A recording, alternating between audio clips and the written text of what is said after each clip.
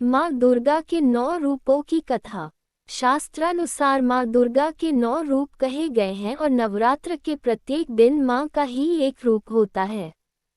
माता के इन रूपों के पीछे क्या कहानी है, उसका वर्णन इस लेख के द्वारा पाठकों तक पहुँचाने का प्रयास किया जा रहा है। प्राचीन समय की बात है, संसार में प्रलय आ गई और चारों ओर पानी नजर आने लगा। उस समय भगवान विष्णु की नाभि से कमल की उत्पत्ति हुई। उस कमल से ब्रह्मा जी की उत्पत्ति हुई।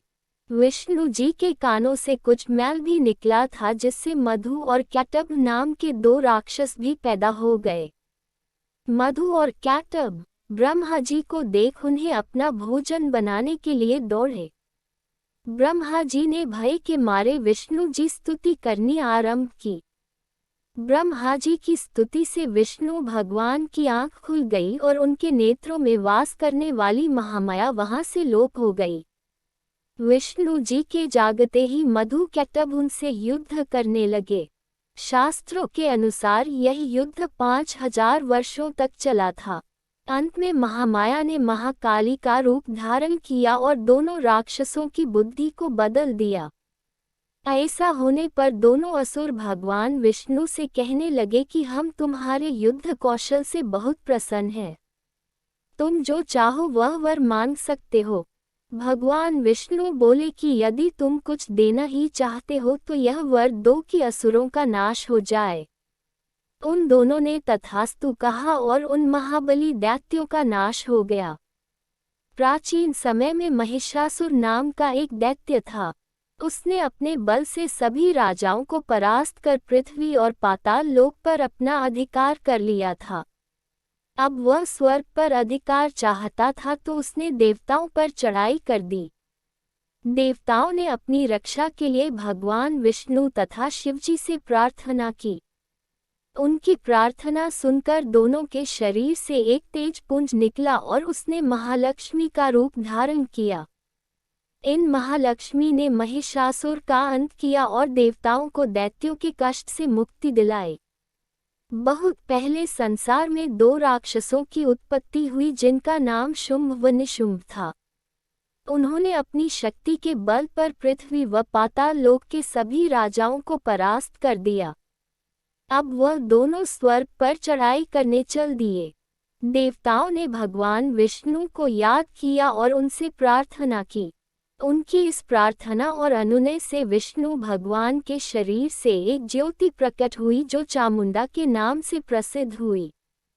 देखने में वह बहुत सुंदर थी और उनकी सुंदरता देखकर शुंभ निशुंभ ने सुग्रीव नाम के अपने एक दूत को देवी के पास भेजा कि वह उन दोनों में से किसी एक को अपने वर के रूप में स्वीकार कर ले। देवी ने उस दूत को कहा कि उन दोनों में से जो उन्हें युद्ध में परास्त करेगा उसी से वह विवाह करेगी।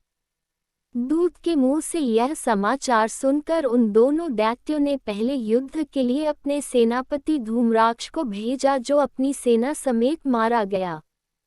उसके बाद चंडमुंड को भेजा गया जो देवी के हाथों मारे गए। उसके बाद रक्तबीज लड़ने आया। रक्तबीज की एक विशेषता यह थी कि उसके शरीर से खून की जो भी बूंद धरती पर गिरती उससे एक वीर पैदा हो जाता था।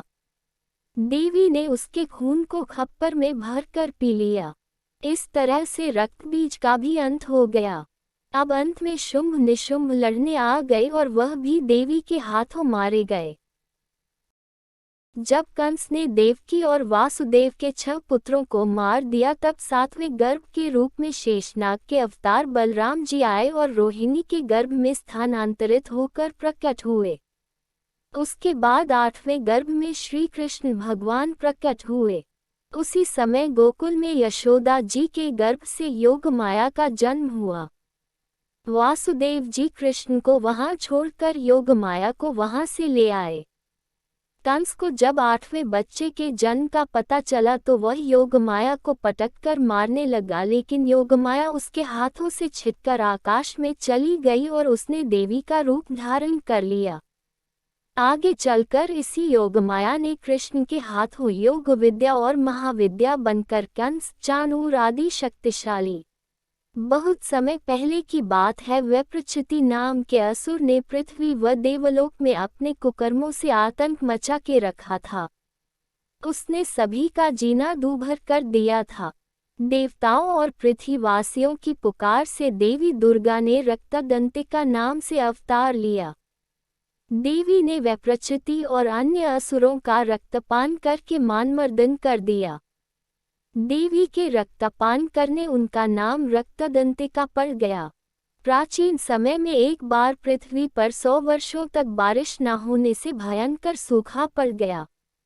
चारों ओर सूखा ही सूखा था और वनस्पति भी सूख गई थी, जिससे सभी ओर हाहाकार मच गया। सूखे से निपटने के लिए ऋषि मुनियों ने वर्षा के लिए भगवती देवी की उपासना की। उनकी स्तुति से मां जगदम्बा ने शाकुंभरी के नाम से पृथ्वी पर स्त्री रूप में अवतार लिया। उनकी कृपा हुई और पृथ्वी पर बारिश पड़ी। मां की कृपा से सभी वनस्पतियों और जीव जंतुओं को जीवन दान मिला।